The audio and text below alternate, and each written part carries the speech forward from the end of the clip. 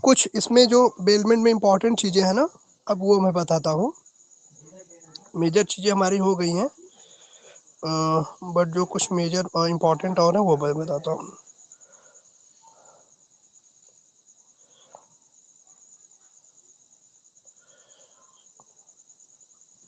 अच्छा देखो, एक इसमें सेक्शन है 147, इसमें कह रहा है liability of co sureties bound in different sums. Okay, तो इसे आप सब अच्छे समझना। सेक्शन है 147, liability of co-security bound in different sum.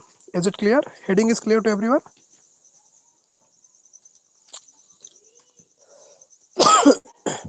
Heading is clear? Sir एक बार दोबारा बताएंगे हेडिंग? हाँ बिल्कुल बताएंगे सर। सर सेक्शन है हमारा 147। 147, हाँ, of Indian contract act, and sections heading is liability of को श्योरिटी बाउंड को इन सिक्योरिटी, अच्छा डिफरेंट। कोश। हाँ हाँ। सर हमने 141 से 146 तक कवर नहीं करना है? नहीं मैम, पूरी चीज नहीं, मतलब जैसे कुछ दिन हेडिंग वाइज और रिस्पॉन्सिबिलिटी ड्यूटीज बताए थे ना, एज इट इज देखना है। बाकी जो इंपॉर्टेंट चीज है वो देखना है, क्योंकि यहाँ अब जो हम टॉपिक पढ़ रहे हैं ना, उसमें कुछ कुछ सेक्शन जो इंपॉर्टेंट है वो पढ़ना है, पूरी पूरी चीजों को नहीं पढ़ना है।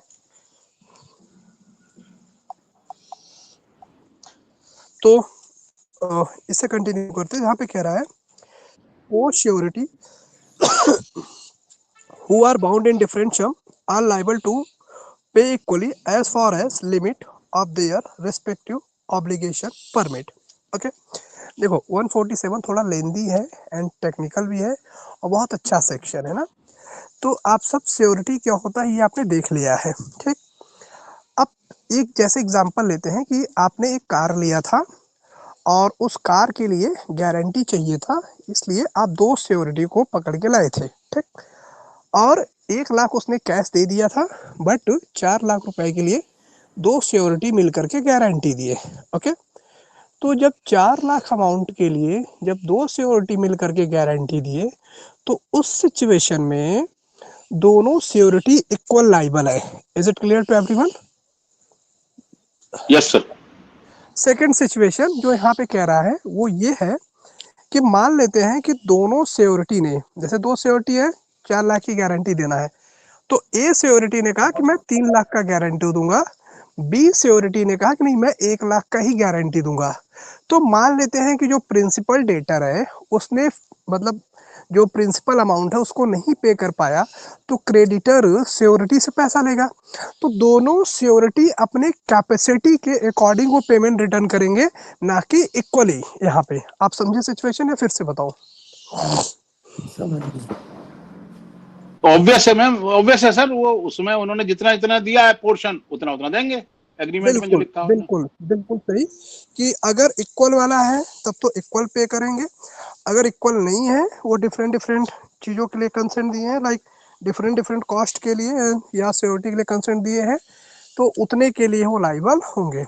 Is it clear? इसमें अगर अगर इसमें अगर कुछ सर नहीं एक लिखा तो पॉइंट आधा आधा है। हो जाएगा, कुछ नहीं लिखा तो आधा आधा हो जाएगा। हाँ जी, हाँ जी। नहीं सर, हाँ इसमें सर एक आप, पॉइंट है। अब मान लो 4 लाख का टोटल लोन था, उसमें से 2 लाख पे कर दिया, तो प्रोपोर्शनेटली पे करेंगे या कैसे करेंगे? अच्छा जैसे कि अब 4 लाख का लोन था एग्जाम्पल, या ठीक है। या अब 2 लाख प्रिंसिपल डेटर ने पे कर दिया, ठीक। Yes sir. अब ये देखा जाएगा कि जो 4 लाख के लोन के लिए जो श्योरिटी ने गारंटी दिया है वो इक्वली दिया है ना, या 3-1 में, प्रोपोर्शनल? 3-1 में। ओके, तो यहाँ पे भी सर 3-1 का ही प्रिंसिपल एप्लीकेबल होगा उस 2 लाख में से। जैसे कि 2 लाख को मैं 4 पार्ट पे डिवाइड कर दिया, 50,000 आया, तो 1.5 लाख रुपए एक पर्सन देंगे, मतलब जिसने ठीक है सर, ठीक है, अब समझ में आ गया। एक पर्सन देगा। हाँ, तो सबको क्लियर है ना? सर हम जहाँ पे रिटर्न नहीं होगा वहाँ पे क्या करेंगे सर? आधा आधा हुआ फिर तो वो। Everything is clear to everyone? Sir थोड़ा लेट कर सर अगर लीजिए। कोई हाँ जी, आप सबको कोई और सर, डाउट हो तो मुझसे आप सर क्लियर है? अगर कोई चीज लीन, हेलो, हाँ जी। हाँ सर, कोई चीज लीन हुई तो फिर गारंटर की रिस्पॉन्सिबिलिटी तो खत्म है ना? कोई चीज क्या हुआ? लीन लीन गारंट लियन मतलब हाँ लियन हाँ अलग चीज है, लियन पे आएंगे सर, अभी आ रहे हैं उस पर तब देखेंगे। लियन अलग ठीक। चीज है थोड़ा ना। अब ये वाला फिलहाल क्लियर है ना? तो जहाँ पे सर क्लियर राइटिंग है। में पार्टीशन बताया नहीं गया वहाँ पे क्या करेंगे? कहाँ पे सर? जहाँ पार्टीशन नहीं बताया गया वहाँ पे इक्वली लाइबल होंगे ना। जैसे 2 पर्सन है, 4 लाख के लिए दोनों ने मिल करके कंसेंट दिया है कि मैं इतने के गारंटी दे रहा हूँ, 2 पर्सन मिल करके 4 लाख के लिए, तो ये तो ऑटोमेटिक है, मतलब अंडरस्टूड है, इक्वली लाइबल होंगे। उनमें से एक गारंटर नहीं मिलता है और एक ही पता लगता है, एक की डेथ हुई थी, फिर क्या करेंगे? क्या सर? 2 आदमी थे, 2 में से एक की डेथ हो जाती है और एक ही बचता है गारंटर, आप क्या सर एक करेंगे? चीज ये ध्यान रखिएगा कि लीगल हेल्प देंगे ना बैंक, सर। मैं वही मैं बता रहा हूँ, तो बैंक चीज में जैसे कि किसी ने पैसा लिया हो, सोचे ना मेरे मरने से रिस्पॉन्सिबिलिटी खत्म हो जाएगी ना, कभी नहीं होगा। उसका बच्चा देगा, वो नहीं देगा उसका बच्चा देगा, जब तक नहीं, इंस्टॉलमेंट नहीं उसके डिक्लेयर बच्चे हो ने जाएंगे ना। गारंटी तो दी नहीं है ना सर। हेलो, नहीं सर, फिर भी लाइबल होगा। जैसे कि होता क्या है ना कि लीगल रिप्रेजेंटेटिव अगर फादर की प्रॉपर्टी ले रहा है, तो अब जो फादर के ऊपर डेट सर है, यहाँ जो तो कर्ज है, गारंटर वो है, तो भी प्रॉपर्टी नहीं है सर, यहाँ तो गारंटर नहीं प्रॉपर्टी सर, नहीं है, फिर भी वो खुद का फादर ही फिर- खुद गारंटी दे रहा है। नहीं सर, अकॉर्डिंग टू लॉ वो लाइबल होगा, उसका लीगल रिप्रेजेंटेटिव उसको देना पड़ेगा। अकॉर्डिंग टू लॉ मतलब देना कैसे पड़ेगा। कैसे? सर इसलिए ऐसे देना पड़ेगा, जैसे कि मान लेते हैं फादर को 4 लाख रुपए एग्जाम्पल देना था, क्योंकि प्रिंसिपल डेटर ने नहीं दे पाया, प्रिंसिपल डेटर इंस्टॉलमेंट। अब वो केस आएगा श्योरिटी पे। श्योरिटी अगर डेथ हो जाती है, तो श्योरिटी के बच्चों को नोटिस आएगा, या श्योरिटी के उन लोगों को नोटिस जाएगा जो भी श्योरिटी की प्रॉपर्टी को होल्ड कर रहे होंगे। ओके, तो जैसे कि मान लेते हैं 2 बच्चे हैं, दोनों को नोटिस जाएगा, दोनों को हाफ हाफ पे करना पड़ेगा। उसकी प्रॉपर्टी मान लेते हैं कि कोई और पर्सन लिया है, 3 पर, जैसे विडो वाइफ हो गई, बेटी हो गई, सन हो गया, तो जो लोग भी उसकी प्रॉपर्टी होल्ड करेंगे, सबके पास और बगैर जाएगा ही प्रॉपर्टी जाएगा, वाले मतलब वो को, नोटिस बगैर जाएगा, प्रॉपर्टी वाले की उन्हें गारंटी देना नहीं पड़ेगा। ले। क्या और सर? सर बगैर प्रॉपर्टी वाले गारंटी नहीं दे सकता बैंक, पहले उससे मांगेगा बिल्कुल को बिल्कुल सोल्वेंसी सही, तब देगा। बिल्कुल सही सर, बिल्कुल सही, क्योंकि जिसके पास प्रॉपर्टी नहीं, वो गारंटी का कोई मतलब ही नहीं बनता। फिलहाल ऐसा होता नहीं। देखिए, एक मैंने आपको प्रैक्टिकल बताया था ना कि आप कभी भी गारंटी उसी के लिए दोगे, पहली चीज जैसे कि आप जानते हो उसको कि ऐसा है, अगर इसकी 2 लाख की मैं गारंटी दे रहा हूँ, तो अगर ये 2 लाख नहीं पे कर पाया, तो इसके पास इतनी प्रॉपर्टी है, मतलब इसका घर हो गया, इसकी लैंड हो गई, इसकी मूवेबल प्रॉपर्टी इतनी है कि बैंक उसको मतलब कि अटैच करा के सेल करके अपना रिकवर कर लेगा। ठीक, कभी भी ऐसे पर्सन के जिसके पास कुछ नहीं है, उसके साथ उसके माँ बाप, उसकी वाइफ तक नहीं खड़ी रहेगी, गारंटी देने की तो दूर की बहुत बात है। जिसके पास कुछ नहीं सही कह उसके साथ रहे हैं, कौन खड़ा सही है? कह रहे हैं, कंगाल के साथ हाँ कोई नहीं खड़ा होता सर, सही। हाँ हाँ, वो कितना भी अच्छा रहे, लेकिन अगर उसके पास कुछ नहीं है, तो कोई नहीं खड़ा रहेगा, वो भी।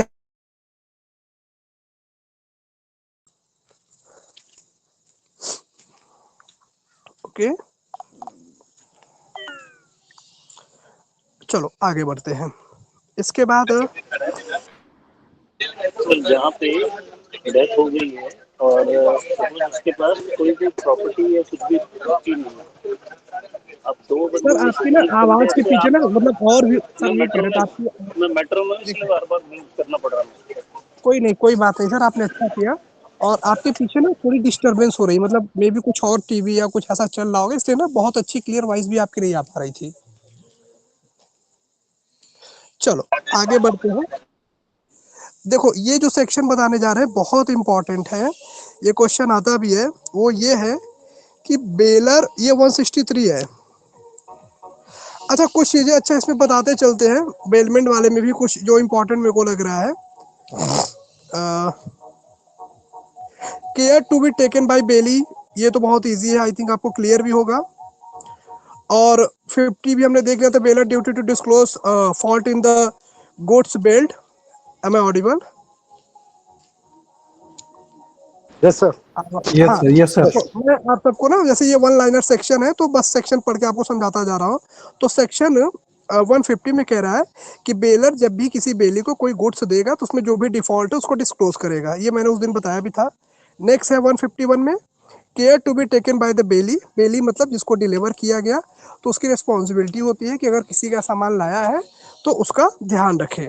152 में कह रहा है bailee when not liable for loss ETC thing build, मतलब बेली लाइबल कब नहीं होगा, जैसे कि बेली ने ड्यू केयर एंड कॉशन के साथ काम किया, ओके, फिर भी जैसे कि आप सबने डिस्कस भी किया था कि रॉड जल रही थी मैरिज में जो लगती है रॉड और लाइट वाइट, और जलते जलते ऑटोमेटिक फ्यूज हो गई, और ड्यू केयर एंड कॉशन उसने फॉलो किया था, फिर भी ऑटोमेटिक फ्यूज हो गई, ओके। या ऐसी कोई एक्टिविटी होती है नॉर्मल, मतलब जो ऑन कैमरे में है या जहाँ पे बेली ने ड्यू केयर एंड कॉशन लिया फिर भी वो चीज़ थोड़ा सा डैमेज हो गया, तो वहाँ पे भी बेली लाइबल नहीं होगा। इसके पीछे मैंने आपको एग्जांपल बताया था, कभी कभी ऐसा होता है कि कोई आदमी ऊँट पे बैठा रहता है तो भी उसको डॉगी काट लेता है, उसी का ये था कि कितना भी आप ड्यू केयर एंड कॉशन करो, कभी अगर कोई चीज़ मतलब गड़बड़ होना है तो हो ही जाता है, ओके। तो ड्यू केयर एंड कॉशन अगर बेली ने फॉलो किया है, कोई चीज़ डिस्ट्रॉय होती है तो वहाँ पे बेली लाइबल नहीं होगा। Is it clear? Yes, sir. Yes, sir, clear. हाँ, 153 is termination of bailment by bailee act inconsistent with condition. जैसे कि कब टर्मिनेशन ऑफ द बेलमेंट होगा, जब बेली को जब गोट्स कोई दिया जाता है तो कुछ कंडीशंस रखी जाती हैं, अगर उससे वो एग्री नहीं होता है तो भी टर्मिनेट हो जाता है, क्योंकि मैंने बताया ये सब आपके कॉन्ट्रैक्ट लॉ के ही पार्ट है। तो कॉन्ट्रैक्ट में का एक रूल होता है कि सेम कंसेंट में सेम थिंग को एक्सेप्ट किया जाना चाहिए, सेम थिंग सेम सब्जेक्ट को सेम थिंग में एक्सेप्ट अगर नहीं करते हैं तो काउंटर या क्रॉस ऑफर में जाता है, जो कि नल एंड वाइड एक तरीके से होता है, उसकी कोई वैल्यू नहीं होती। तो इसलिए यहाँ पे कह रहा है वो चीज़ टर्मिनेट हो जाता है। मतलब अगर जैसे कि बेली एंड बेलर, जैसे कि जब कंसिस्टेंट भी नहीं है, लाइक दोनों का विचार ही नहीं मिल रहा है, तो उन दोनों के बीच कॉन्ट्रैक्ट ही नहीं होगा, तो ऑटोमेटिक खत्म हो जाएगा। अगर हुआ भी है तो भी विचार नहीं मिल रहा है तो दोनों एक दूसरे को रिटर्न कर देंगे, उनके बीच कॉन्ट्रैक्ट टर्मिनेट हो जाएगा। Is it clear? Clear, sir. Yes, sir. Next है effect of mixture with bailor's consent of his good with bailee. ये थोड़ा अच्छे से देखना। If the bailee with the consent of the bailor makes the good for the bailor with his own goods, the baler and bailey shall have interest in proportion to their respective shares in the mixture of the produced। अब जैसे कि baler and बेली ने एक दूसरे, मतलब baler भी बेली भी किसी गुड्स को मिक्स करके, कोई भी ऐसा गुड्स हुआ, दोनों अपने गुड्स को मिक्स करके उसका यूटिलाइजेशन कर रहे हैं, तो दोनों का मिक्स हुआ है, दोनों के मिक्स होने से उसका यूटिलाइजेशन बेटर हो रहा है, तो जो भी प्रॉफिट आएगा वो दोनों अपना जिस हिसाब से मिक्सचर किए, जैसे किसी का 60% कोई चीज़ इन्वॉल्व है, किसी का 40% या दोनों का 50-50 है, तो उस हिसाब से वो अपना प्रॉफिट जो भी होता है वो ले सकते हैं, ओके। जैसे कि अच्छा, इसका कोई एग्जांपल देना। वही बता रहे हैं एक्चुअली होता ही है ना, कि जैसे मान लेते हैं कि मेरा एक शॉप है, मतलब मेरा एक छोटा शॉप है और छोटे छोटे मैं ऑर्डर लेता हूँ, ओके। अब मैंने अपनी चीज़ों के लिए, मतलब मेरे यहाँ फंक्शन था, तो मैंने आपसे कहा कि सर आपका बड़ा शॉप है और मुझे टेंट वेंट चेयर वेयर कैटरिंग के सारे सामान चाहिए, एक मतलब बल्क क्वालिटी में, आपने मेरे को दिया।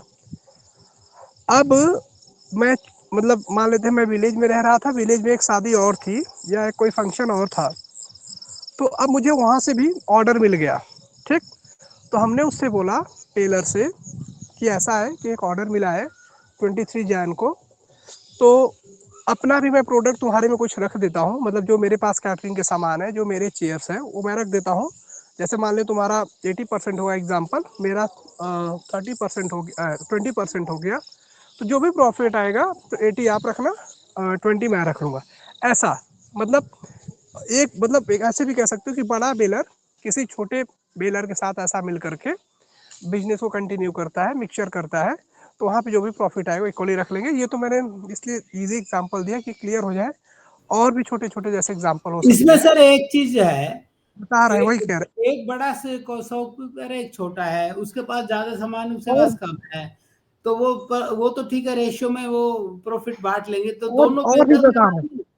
नहीं प्रॉफिट नहीं में नहीं बांट ये लेंगे, वो तो ठीक है, वहां तक तो ठीक है, दोनों हाँ बेलर हाँ, कर लेंगे ना वो तो। नहीं सर, एक्चुअली ना जैसे कि मैंने पहले ही बोला था ना कि छोटे वाला जो जो बेली है उसके यहाँ पहले फंक्शन था, उसने बेलर से अपने मतलब बेलर से सामान लिया था, बट जो बेली था उसको ऑर्डर मिला, मतलब फर्दर एक ऑर्डर मिला, तो उस ऑर्डर में बल्क कैटरिंग एंड मतलब बहुत सारी चीज़ों की रिक्वायरमेंट थी, तो दोनों ने मिल करके एक मतलब थर्ड पर्सन को दिया। ओके, और हमेशा एक चीज़ ध्यान रखिएगा, बेलर बेली ऐसा नहीं कि जो एक बार बन गया वही रहेगा, उनकी रिस्पॉन्सिबिलिटी बदलती रहती है। और भी मैं एग्जांपल दे रहा हूँ, एक तो जैसे ये हो गया, ठीक, एक नेक्स्ट एग्जांपल हम रख लेते हैं जो इससे और कोरिलेट करेगा। जैसे बेलर ने बेली को दिया कि आप इतना ले जाओ शक्कर वक्कर और मतलब और भी मिठाई बनाने की जो भी चीज़ें होती हैं, इसमें 10 केजी आपकी मिठाई बन जाएगी, लाइक 10 किलो आप इसमें मिठाई बना लोगे।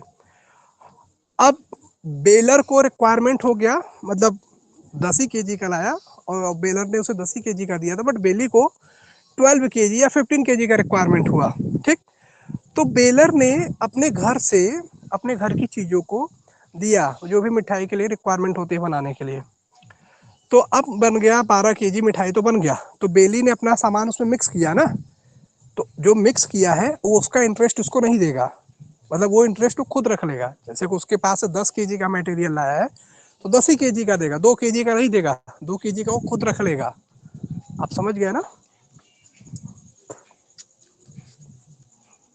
Hello hello, understood sir, understood. हाँ, बहुत इजी है, सिर्फ इसमें इतना ही दिमाग में रखना है कि अगर कोई भी चीज कम पड़ने पे या बेली बेलर के सामान में विद बेलर कंसेंट मिक्सअप करता है, तो बेली जितना मिक्सचर किया रहेगा उतने का प्रॉफिट वो रखेगा। या प्रॉफिट रखने का मतलब ये भी होता है प्रॉफिट को न देना। जैसे कि बेलर ने कहा कि तुम्हारा 10 केजी लाए हैं, अब भले 12 केजी मैंने डिस्ट्रीब्यूट करा मिठाई, बट 2 केजी का तो मैंने अपने घर से सामान लगाया है ना, तो थोड़ी दूंगा। तो हमेशा आपने पढ़ा होगा आईपीसी में, एक्ट ऑल्सो इंक्लूड ओमिशन, पढ़ा है ना? Yes sir. Yes yes sir, इसी पे ये भी बेस यस होता सर, है, यस क्योंकि सर। हाँ, चलो आगे बढ़ते हैं। नेक्स्ट हमारा है effect of mixture without baler consent when the good can not be separated. अब जैसे कि आपने बिना बेलर के कंसेंट के मिक्सचर कर दिया, चलो मिक्सचर कर दिए, ठीक है। अब गुड्स इतने कॉमन हैं, जैसे कि 100 ठो ग्लास बेलर की थी और 20 सेम ग्लास आपने भी मिला दिया। अब उसे कैसे सेपरेट करोगे, क्योंकि ग्लास सेम जैसी है।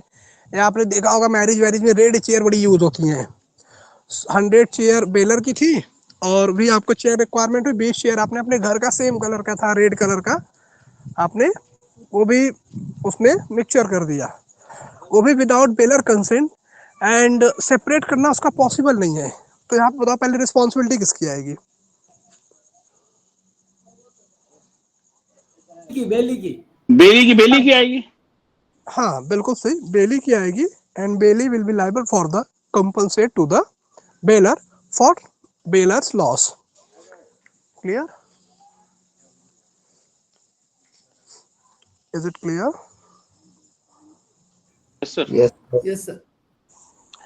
नेक्स्ट है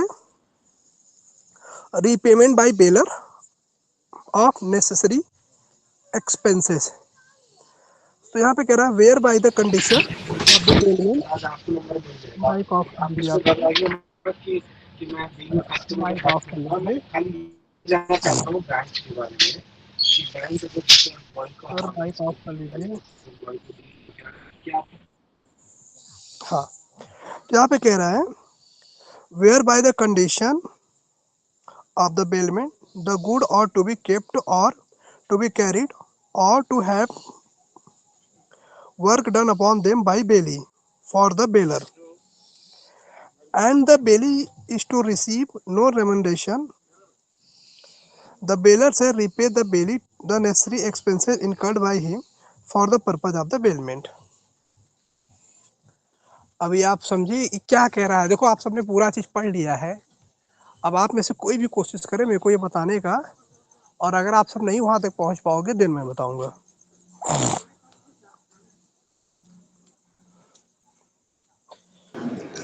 रिपीट करेंगे सर? सर ये सेक्शन ना आपका 158 है ना। यहाँ पे कह रहा है repayment by bailor of necessary expenses. अंदर जो कंटेंट है वो ये है, whereby the condition of the payment the goods are to be kept or to be carried or to have work done upon them by the bailee for the bailor and the bailey is received no remuneration, the bailor shall repay to the bailey the necessary expenses incurred by him for the purpose of the bailment. जो पैसा extra लगाया गया bill नहीं दे पाया, वो यही बोलना चाहिए, उसको रीपेमेंट कर देगा, रीइंबर्स कर देगा उसके पैसे।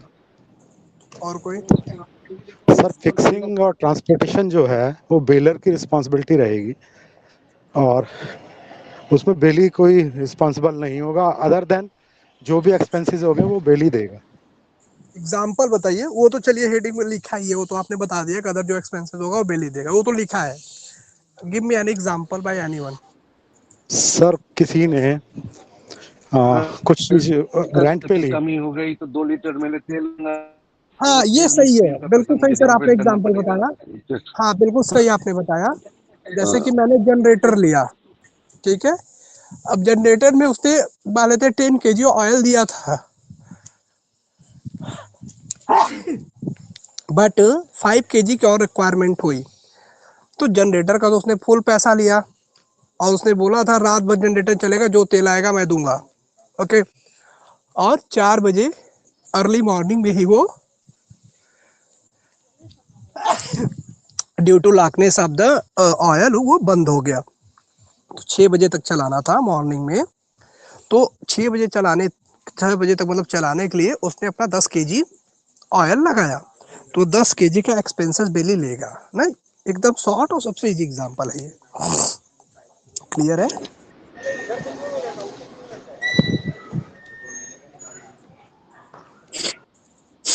Is it clear? Sir okay.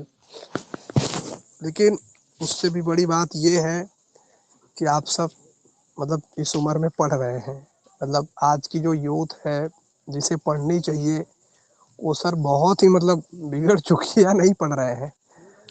Sir जी पढ़ने वाले भी बहुत हैं, इस देश की पॉपुलेशन इतनी है, कंपटीशन देने जाओ 10 लाख लोग बैठते हैं सिविल सर्जरी में, तो सर पढ़ने वाली बहुत है। क्लेट का एग्जाम देख लो सर कितना मुश्किल से निकलता है, तो ना पढ़े हैं जो पढ़ने वाले पढ़ रहे हैं, ना पढ़ने वाले नहीं पढ़ रहे हैं। नहीं सर, एक्चुअली ये है ना कि जो भारत की स्थिति है, पॉपुलेशन ज़्यादा है, ठीक है, और सीटें बहुत कम है। तो नेक्स्ट हमारा है 158 हो गया, 159 है रेस्टोरेशन ऑफ गुड्स लेंट ग्रेजुअसली। तो अब ये रेस्टोरेशन ऑफ गुड्स लेंट ग्रेजुअसली, ये हेडिंग से तो क्लियर होगा ना क्या कहना चाह रहा है। ग्रेजुअसली मतलब समझ रहे हैं आप? अच्छा की दुकान थी वहां से ले आए क्या मतलब विदाउट एनी, मतलब हमारे रिलेटिव की थी, उसने दे दिया हमें सामान, कुछ पैसा नहीं लिया, यही है इसका मतलब। हाँ सही है। तो कभी कभी क्या होता है कि जैसे मान लेते हैं कि अब आपको मैं सही बताऊं तो पहले के टाइम पे जब मैरिज होती थी, मतलब मैंने सुना है, मैंने देखा नहीं है, तो बहुत चीज़ों की रिक्वायरमेंट होती थी, जैसे चेयर, कैटरिंग, हर चीज़, ठीक है। चारपाई आप समझ गए होंगे, फोल्डिंग वाली ना, वो भी समझ गए हमने होंगे। देखा सर, हमने हाँ सर, आप सबने तो देखा बारात होगा। आती थी तो पूरे गांव की चारपाई इकट्ठी होती गाँव से, हाँ तो वही हमने मैं कहने वाला था कि पूरे गांव से चेयर आती थी, गांव के लोग मिलके बनाते थे, नीचे बैठा के पत्तल पे खाना खिलाते थे, उसमें प्रेम भाईचारा 2-4 ज्यादा खिलाते थे। बड़ा अच्छा सिस्टम है, सब एक दूसरे को जानते थे, मिलते थे, समय देते थे, और लोगों का बजट कम आता था, मतलब बहुत नॉमिनल कॉस्ट आता था पहले मैरिज करने में। अब आप बुक करो एक चीज, इतनी कॉस्टली शादी हो गई है कि एक शादी आदमी कर देता है, 10 साल उसका पैसा भरे कर्ज जो लिया है। एक कॉमन पर्सन की बात कर रहे हैं।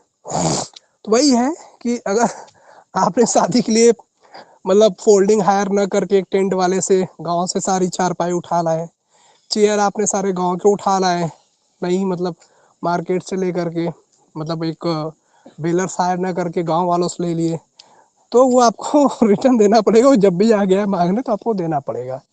क्लियर? सर पहले तो ग्राम पंचायत पे भी टेंट वेंट होते थे तो वो देते थे, पहले सर था वो, आज अब भी तो है अब अलग है। सर। ये जो एक मैं बताऊं, मैं गांव का भी हूँ, सामुदायिक जो केंद्र बना है गांव में, तो एक तो स्कूल होती है, स्कूल में पहले बारात रुकती ही थी, ये अभी भी सामुदायिक रुकती है केंद्र सर, को। पंचायत देख लो हाँ, पिक्चर उसमें रुकी है। हाँ, समुदाय जो ये है सामुदायिक केंद्र बना है हर जगह, इसका पर्पज ही यही था कि कोई मैरिज और जो भी छोटे फंक्शन होते हैं, कोई ब्लॉक की मीटिंग, ग्राम प्रधान कोई मीटिंग ले रहा है, कोई अधिकारी आ रहा है, मतलब गांव के विकास के लिए कोई मीटिंग करने के लिए, सामुदायिक केंद्र पे होती थी। इवन देन गांव में हॉस्पिटल भी है, डॉक्टर नहीं बैठता, सामुदायिक बैठते केंद्र थे, में सब। हाँ, पीएचसी होती थी, प्राइमरी हेल्थ सेंटर होते थे। हाँ, तो है बहुत सारी सुविधाएं गांव में। सुंदरीकरण के पाउंड मतलब तालाब होते हैं, लेकिन एकदम बेकार है, मतलब पैसा बहुत आता है, गवर्नमेंट ऊपर से बहुत कुछ देता है, अंदर से अभी खत्म हो तो जाता सर है। ग्राम प्रधान सबसे पहले अपनी स्कॉर्पियो करता है वो, बाकी छोड़ो सर, अब वो ग्राम पंचायत में क्या होता है वो सब पता है। हाँ, वो तो आप सब जान ही रहे हैं सर, आपको तो काफी उम्र का पूरा अनुभव है।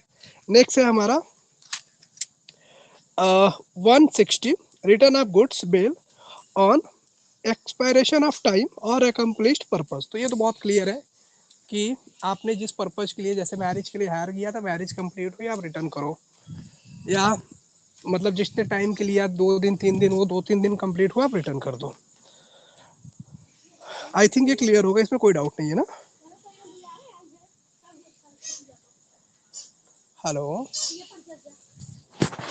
Yes sir. हाँ, नेक्स्ट है bailee's responsibility when goods are not duly return. मतलब अगर जैसे कि मान लेते हैं कि बेली ने अपने फंक्शन को कंप्लीट करके बेलर के सारे गुड्स को रिटर्न कर दिया, मतलब एक मतलब वो आते हैं ना छोटा छोटा हाथी जिसमें लदवा के भेज देते हैं, तो उसमें लोड करवा दिया, भेज भी दिया, बट उस तक नहीं पहुंचा। किस तक नहीं पहुंचा? बेलर तक। तो अब बेलर तक ना नहीं पहुंचने तक रिस्पॉन्सिबिलिटी किसकी होगी? बेली की। हाँ, बिल्कुल सही सर आपने बताया कि बेली वहां पर रिस्पॉन्सिबल होगा, क्योंकि जब तक बेलर को नहीं पहुंचेगा तो बेली ही लाइबल होगा। नेक्स्ट है termination of gratuitous bailment by death. तो ये इसको कोई मतलब इसे मेंशन करने की कोई जरूरत नहीं थी इस सेक्शन की, लेकिन फिर भी देख लेते हैं। A gratuitous bailment is terminated by the death of either party, bailor और बेली। तो ये तो बहुत सिंपल है कि आपने ग्रेजुएटली मतलब किसी से कोई सामान लाया तो जनरली वो तो ले ही लेगा, लेकिन एक बात करें कि कॉन्ट्रैक्ट वैसे इसे नहीं रखना चाहिए था, लेकिन फिर भी जैसे अगर उसको कॉन्ट्रैक्ट का नेचर मान भी लिया है, दोनों पार्टी में कोई डेथ होता है तो भी वो ग्रेचुइटस एक्ट के लिए वो बेलमेंट खत्म हो जाता है। Clear? Is it clear? Sir yes sir, yes sir. हाँ, नहीं किसी को कुछ पूछना हो तो पूछिए, आप सब कुछ पूछने वाले थे कोई?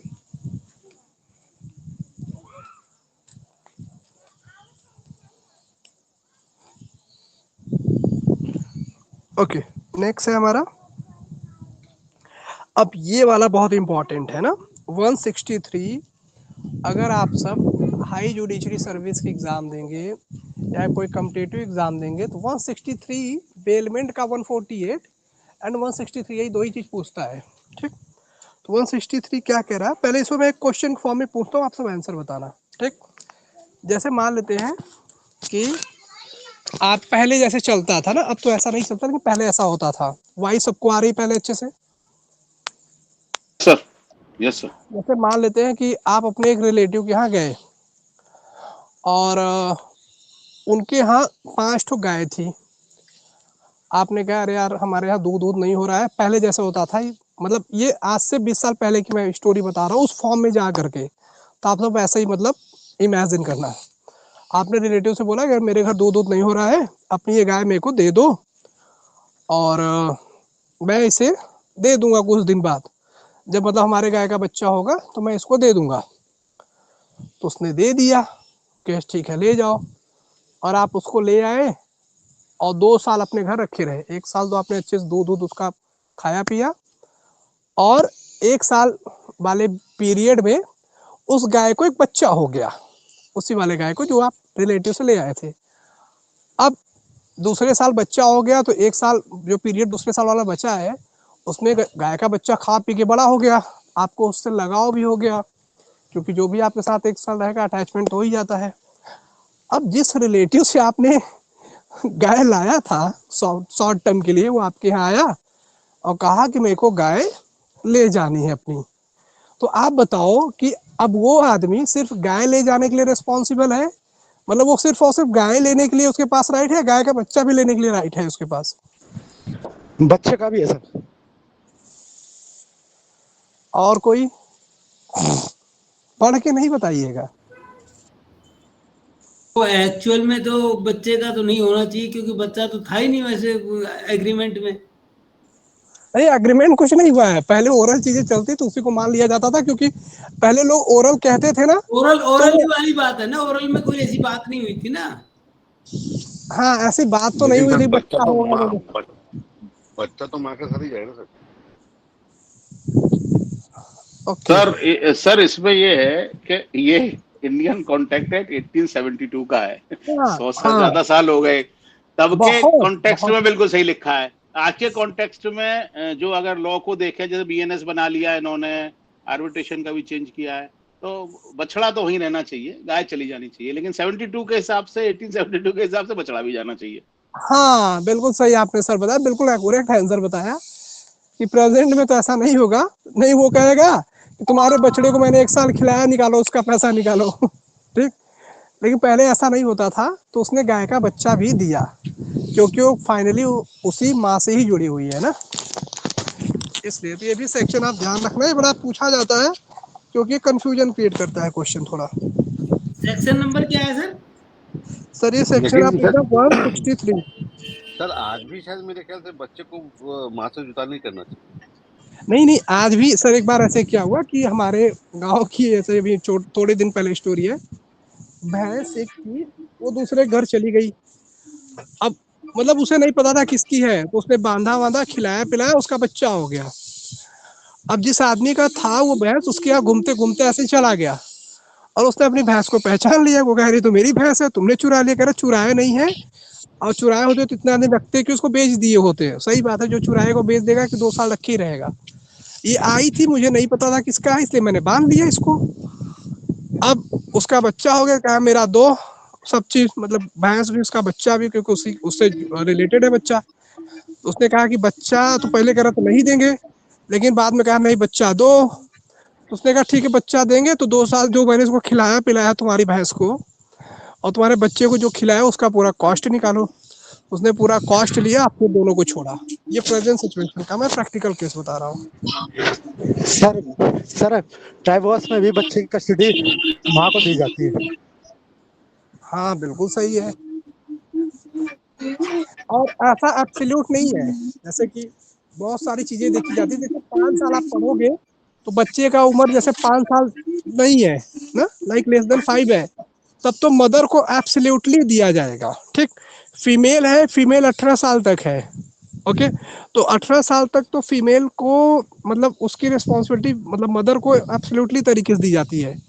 बट अगर 5 साल के ऊपर चाहे मेल हो चाहे फीमेल हो, उसे लगता है कि मदर उसकी कंपिटेंट नहीं है, या मदर की फॉल्ट है, या मदर मतलब बीमार रहती है, या मतलब लॉ को लगता है कि कंपेयर टू मदर फादर ज़्यादा बेटर तरीके से बच्चे की देखभाल परवरिश कर पाएगा, तो फादर को दिलाएगा। इंडिया में सर जनरली मैं बोल रहा हूँ, कोई चीज़ एब्सोल्यूट नहीं है। हाँ, ये लिखा जरूर है कि फीमेल का 18 साल तक आप मान के चलो, क्योंकि बच्ची है, मतलब फीमेल और मेल को थोड़ा दूर रखते हैं, क्योंकि ह्यूमन नेचर ऐसा होता है। और बेटे को लेकर के 5 साल वो अपनी मदर के पास रहेगा। बट मैंने बताया ना कि अगर कोर्ट को ये लगता है कि मदर इनकैपेबल है, या मदर के जैसे कि एडल्ट्री वाली चीज़ें हैं, या मतलब गलत लगता है कोर्ट को, या प्रूफ हो जाता है, तो फादर वहाँ पे चाइल्ड कस्टडी ले सकता है। रौनक सर, लॉ क्या है, बड़ा सब्जेक्टिव है, इट्स नॉट ऑब्जेक्टिव, एबीसी नहीं हो सकते, इट्स वेरी बिल्कुल सब्जेक्टिव। भी नहीं, बिल्कुल भी नहीं सर, बिल्कुल आपने सही बोला कि ऑब्जेक्टिव तो हो ही नहीं सकता, बिल्कुल ही, और बहुत ज़्यादा सब्जेक्टिव है। चलो नेक्स्ट। नेक्स्ट है हमारा 164 बेलर रिस्पॉन्सिबिलिटी टू बेली। अब बेलर क्या रिस्पॉन्सिबिलिटी रहेगी to the bailee? Bailor is responsible to the all bailee for any loss which the bailee may sustain by reason that bailor was not entitled to make the bailment and or receive the back goods or give direction respecting them। तो यहाँ पे ये है कि baler responsible कब होगा to the बेली के लिए। जैसे कि कैजुअल एग्जांपल मैं बताता हूँ कि कभी कभी होता है ना कि जो चीज़ बेलर ने दिया था मतलब गुड्स बेली को, बेली के फंक्शन के लिए, अब वो गुड्स गड़बड़ हो गया, मतलब उस पर जो चीज़ बना वो बेकार हो गया, जो उसने क्वालिटी दी वो बेकार था, दूध उसने दिया, अब उसकी मिठाई बननी थी, अब पूरा मिल्क बहुत पुराना था तो फट गया, मतलब बेकार हो गया, उससे मिल्क नहीं बन पाया। तो ऐसे अगर कोई भी एक्टिविटी करता है बेलर जिसकी वजह से बेली को लॉस होता है तो बेलर वहाँ उसे कंपनसेट करने के लिए रिस्पॉन्सिबल होता है। क्लियर? Is it clear? नहीं, कोई अगर कंफ्यूजन हो तो आप सब पूछ लो, जब क्लियर रहे तभी बोलना है।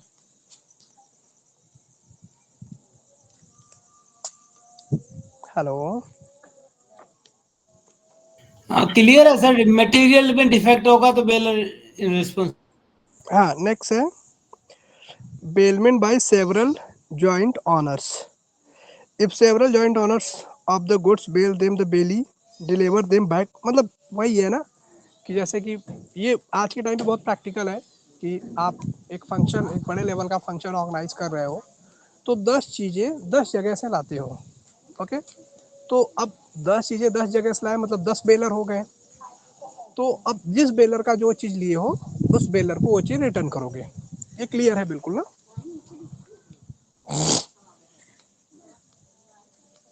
Hello,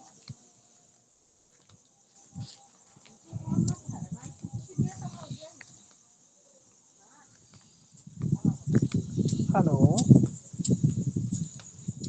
sir we are able to hear you. बात है, जहाँ से लिया उसका वापस दोगे। हाँ हाँ, वही तो नेक्स्ट नेक्स्ट है हमारा bailee not responsible on re delivery to bailor without title. जैसे कि यहाँ पे कह रहा है if the bailor has no title to the goods and Bailey in good faith deliver them back to according the direction of the baler. The Bailey is not responsible to the owner in respect of sub delivery. अब देखो ये ना यहाँ पे ना पहले ऐसे समझो कि ये सेक्शन क्या कह रहा है कि हम पहले 3 पर्सन को लेते हैं। एक है ऑनर, ऑनर का एजेंट है बेलर और बेलर ने गुड्स दिया है किसको? बेली को। ठीक, अब जब बेली के यहाँ फंक्शन कंप्लीट हो गया तो बेलर ने कहा कि तुमसे ये सामान एक राजू नाम के पर्सन है वो आएंगे लेने, उनको दे देना। अब बेली ने राजू को वो गुड्स किसके कहने पे दे दिया? बेलर के कहने पे। तो क्या बेली अब ऑनर के लिए रिस्पॉन्सिबल है या री डिलीवरी के लिए रिस्पॉन्सिबल है? नहीं सर। नो नो, वही चीज इसमें है। ठीक है, नेक्स्ट है हमारा right of third person claiming goods bailed. If a person other than bailor claim goods billed, he may apply to the court to the stop delivery of the goods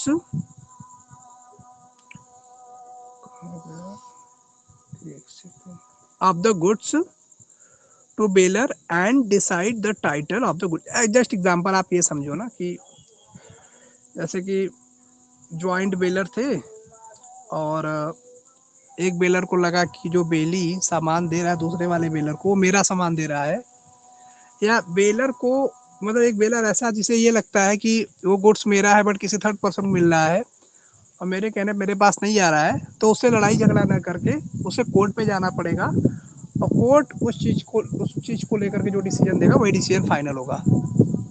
okay, इसमें है कुछ नहीं, मतलब फर्जी message add है कि आप ऐसा समझ लो कोई डिलीवरी बेली आपको नहीं दे रहा है और ये कह रहा है कि नहीं तुम्हारा नहीं उनका है और उनके पास जाएगा और आप उस डिलीवरी को स्टॉप कराना चाहते हो, रुकवाना चाहते हो और खुद आप लेना चाहते हो, so you have to go to the court.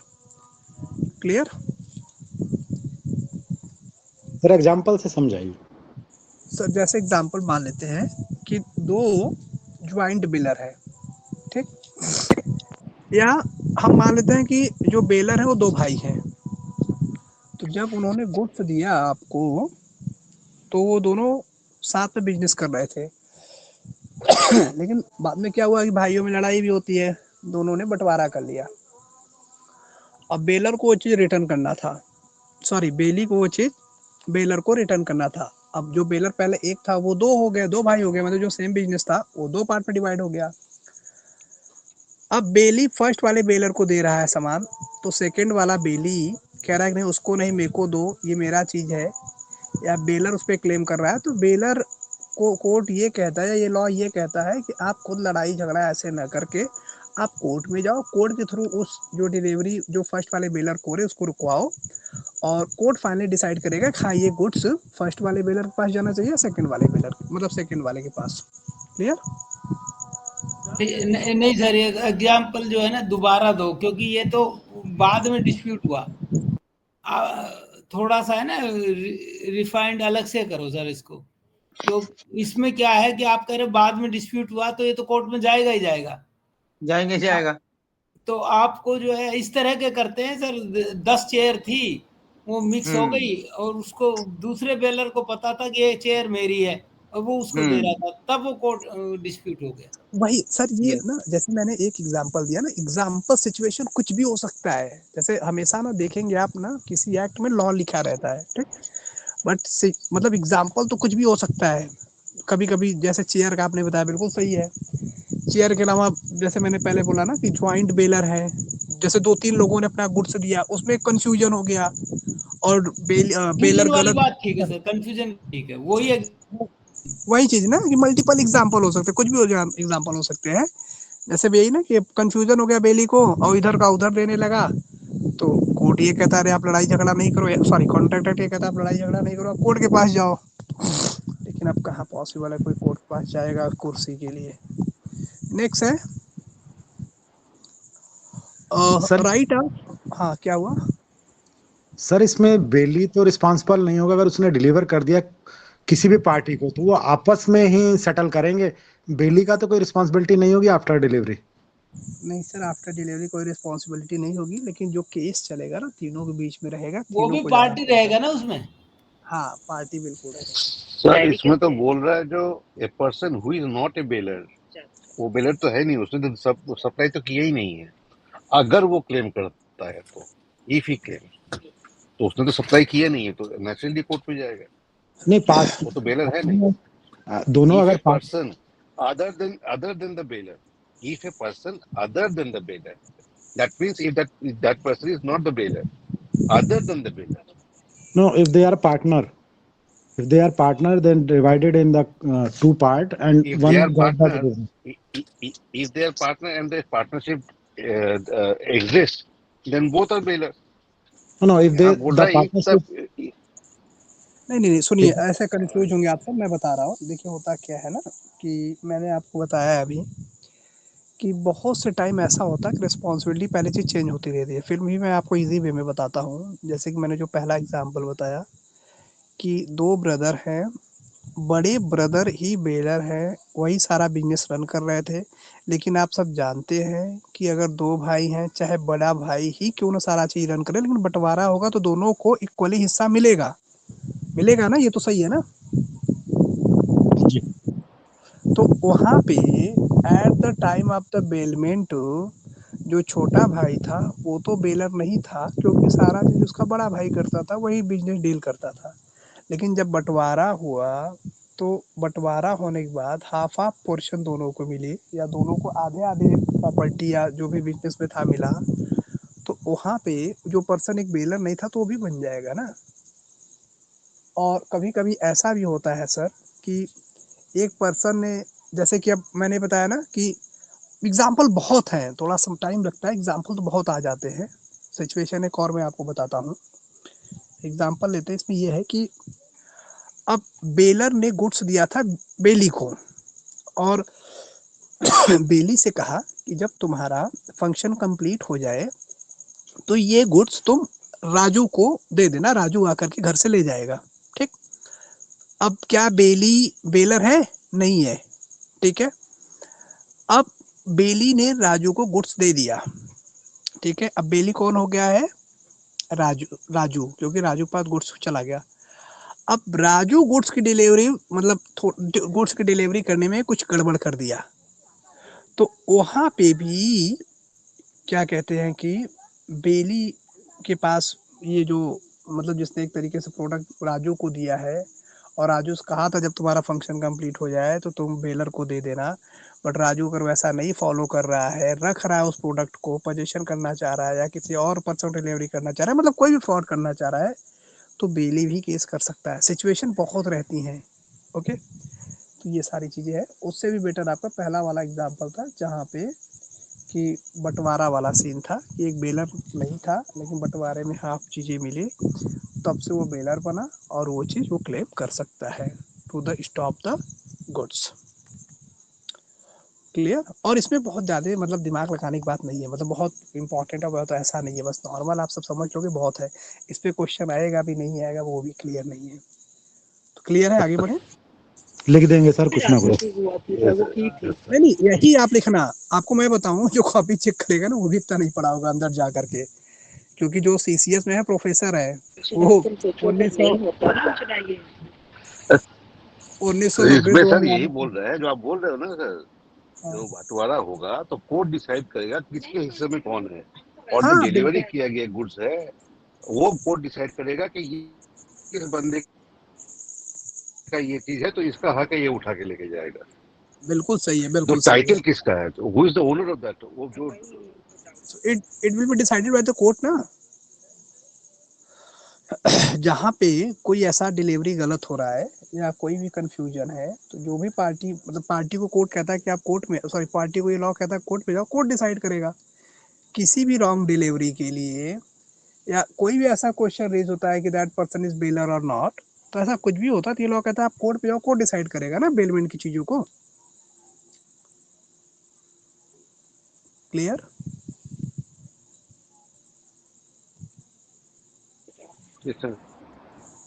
Okay. And कौन से सेक्शन हमने देख लिया? 167 देखा है ना? राइट ऑफ फाइंडर आपको ये 168 थोड़ा बड़ा है, इसे हम लोग नेक्स्ट वाले क्लास में करेंगे। बेली वाला मतलब बेली पर्टिकुलर लियन वाला मैं बता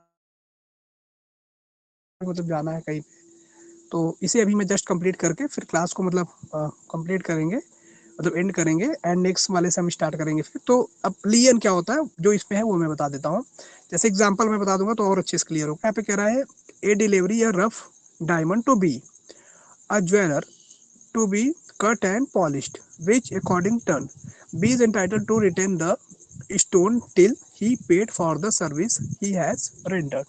Just example कि आपने जैसे कि आपके पास एक डायमंड है बट वो रफ है, मतलब एक टुकड़ा है पत्थर का, आपने बोला कि इसको एक अच्छा सा शेप दे करके पॉलिश कर देना है, तो आप जानते हैं सर्विस चार्ज होता है उन सब चीज़ों का। ओके, तो आपने सर्विस चार्ज जब तक नहीं दिया तो तब तक उस पर्सन को वो चीज होल्ड करने का राइट रहता है। राइट टू होल्ड को ही हम लोग राइट ऑफ लियन बोलते हैं in the contract language. Okay, मतलब आप किसी अपने सर्विस का पैसा तो लोगे ना, जैसे किसी ने गाड़ी आपके यहाँ सर्विस कराया, अब गाड़ी सर्विस कराने के बाद वो बिना पैसा आपको दिए जाएगा तो आप नहीं ले जाने दोगे ना, उस गाड़ी को आप होल्ड करके रखोगे जब तक आपको पैसा नहीं मिल जाएगा। तो यही राइट को राइट ऑफ लियन कहते हैं। क्लियर? सर राइट ऑफ लीन में एंड में क्या होता है, जैसे कि एंड रिजल्ट क्या है, जैसे हम किसी भी लॉ में एंड रिजल्ट होता है ना, रिजल्ट ये मतलब होता है सर कि मान लो वो आया ही नहीं सर्विस देने, तो फिर 2-3 साल पड़ी रही, तो फिर उसका पूरा मालिकाना हक हो जाएगा उस पे। वो तो जरूर नहीं आया तो उसी का हो जाएगा ना जिसके यहाँ छोड़ के गए। वो तो ऐसा भी होता है सर ना, जैसे कि आपने किसी से कोई चीज ले लिया है सामान, ओके, और अगर आप सामान उससे ले लिए हो तो आपसे वो पैसा मांगता है, और अगर आप पैसा नहीं देते हो तो आपका जो उसके पास है या जो आपका पाएगा वो लेके चला जाएगा, होल्ड करके रखेगा जब तक आप उसका पेमेंट नहीं कर दोगे। इवन देन मैं आपको बताऊँ ऐसा प्रैक्टिकल भी होता है, जैसे कि आपने किसी से 10,000 रुपये, जस्ट एग्जांपल दे रहा हूँ कि आपने 10,000 रुपये ले लिया, आप उसका नहीं दे पाओगे तो आपके घर आएगा, आपकी बाइक लेके चला जाएगा, होल्ड करके रखेगा, कहेगा जब मेरा 10,000 दोगे तभी अपना बाइक लेकर जाना। वही ये भी आपने कपड़े को सिलाया, ओके, अब सिलाने का जो भी कॉस्ट मैं सर एक मिनट, मैं समझ गया सर आपकी बात। हाँ। इसमें सर बस ये थोड़ा सा बता दीजिए, लीगल पॉइंट ऑफ व्यू ऐसे है, मोटरसाइकिल ले गया, ओके, पैसे दिए, चेक से दिए, वो दिए, मोटरसाइकिल अनऑफिशियली ले गया, कल को FIR करके छुड़ा भी सकते हो उससे आप। बट लीगल टर्म्स में, बैंक के टर्म्स में लीन को कैसे करते हैं officially dealing? Officially dealing sir ये रहेगी कि जब भी, जैसे कि जब आपने देखा होगा कि आपने जब कपड़े को सिलाने के लिए देते हो तो एक वो पर्ची आपको देता है, एक पर्ची वो खुद रखता है, मतलब बिल का, ओके। हाँ, लगाता है कपड़े पे लगाता है वो अंग्रेज सिखा गए उसे, हाँ, और जब आप बिल दोगे तो बिल वो रख लेता है और तब कपड़े देता है, बिल आपको फिर नहीं देगा क्योंकि आप बिल नहीं देता वो तो ब्रिटिशर सिखा के गए हैं उसे कलकत्ता में। वही चीज है, यही लीगल प्रोसीजर है कि सर जैसे हम ड्राई क्लीन के लिए देते हैं उसमें कंडीशन होती है कि आप 3 मंथ तक नहीं लेंगे तो ये फिर आप इसकी रिस्पांसिबिलिटी वो जाएंगे। हाँ जी, हाँ, पर्ची पे नीचे लिखा रहता है, अनिल जी सही कह रहे हैं, ड्राई क्लीन की पर्ची पे लिखा रहता है। तो हाँ, तो वही सारी चीजें हैं और बाकी आप सब पढ़ लेना, इसमें कोई डाउट रहेगा तो हम नेक्स्ट वाले क्लास में डिस्कस करेंगे। एंड एक दो सेक्शन जो लियर वाले छूट रहे हैं ये भी हम नेक्स्ट, सॉरी ये बिलियन वाले छूट रहे हैं वो भी नेक्स्ट क्लास में डिस्कस करेंगे। एंड फिर जैसे कंप्लीट हो जाएगा तो हम प्लेज स्टार्ट करेंगे, ओके। ठीक है sir, good night sir, thank you.